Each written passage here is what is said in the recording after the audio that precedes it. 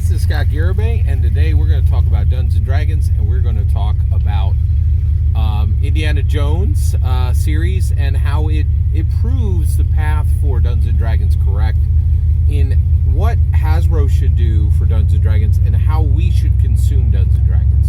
All right, so let's talk about the elephant in the room. All right, so first of all, I'm very excited about Indiana Jones 5. All right, so I'm watching through all the movies right now.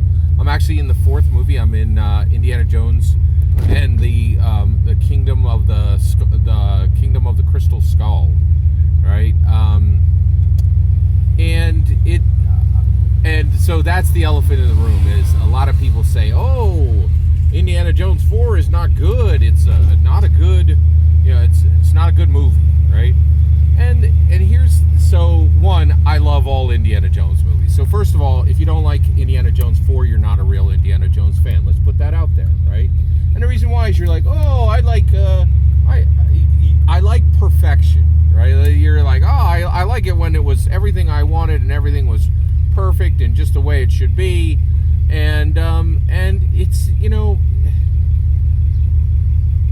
and there were risks taken in Indiana Jones 4, in Indiana Jones, of the Kingdom of the Crystal Skull, and it took liberties, it took risks. It was exciting. I love it, right? But most people are like, oh, Indiana Jones, that's good, except for the fourth one, that doesn't exist, right?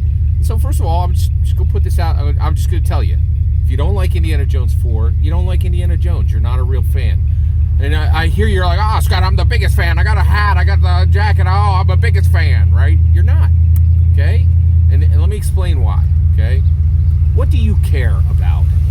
Do you care about something? Do you care about a thing do you care about a thing so much that it stagnates and dies? Because that's what you want, right? You didn't want, I'll tell you right now, right?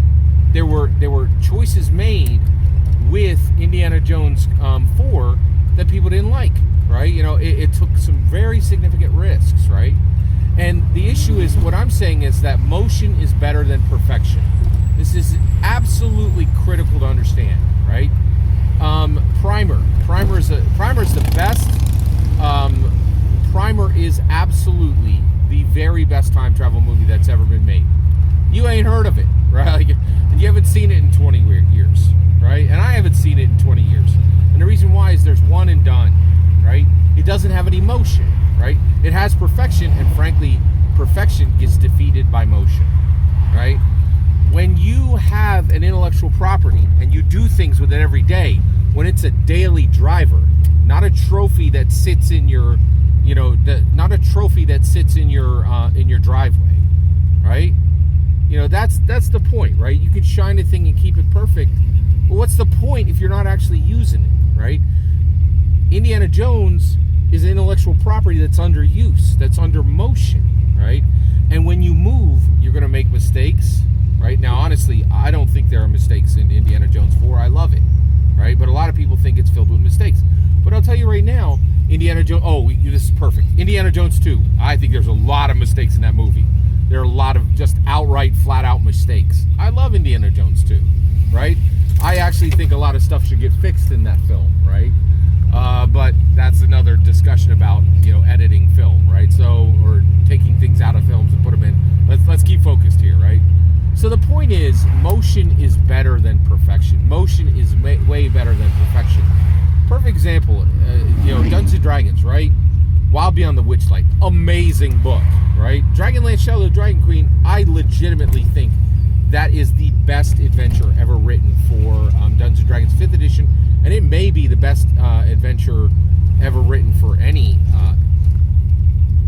edition, right? And I'll tell you right now, F. Wesley Schneider has far surpassed any work that Weiss and Hickman ever did on Dragonlance. Period. End of sentence. Right? It's just a better product. He made Dragonlance better. Right?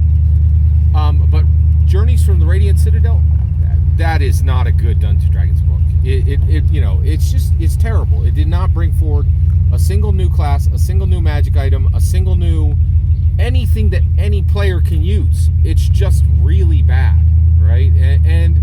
But that's okay because it's motion, right?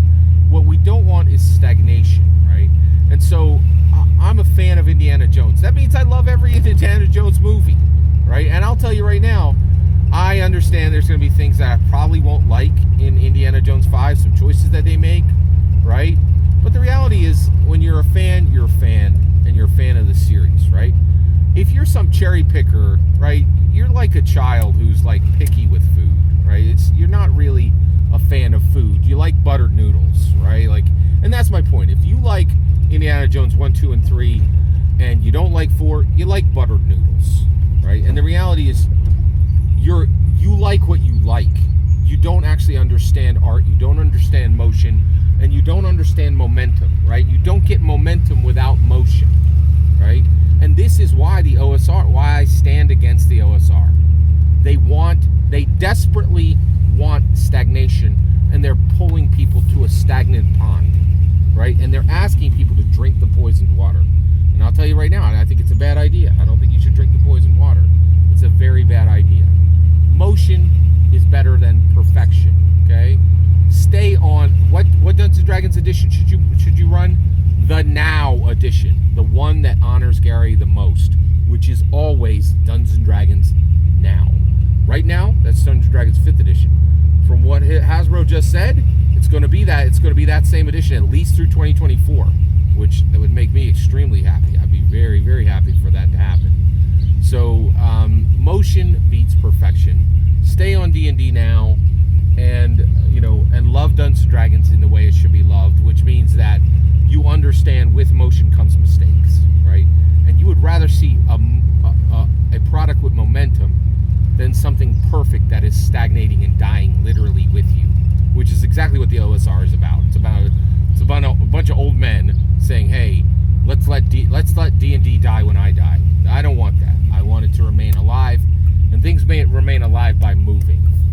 Motion beats perfection. Every single word of that is my humble opinion. What's important is when I get to hear your humble opinion, when you get in the comments and send your traffic. Please consider liking and subscribing, and have a wonderful millennium.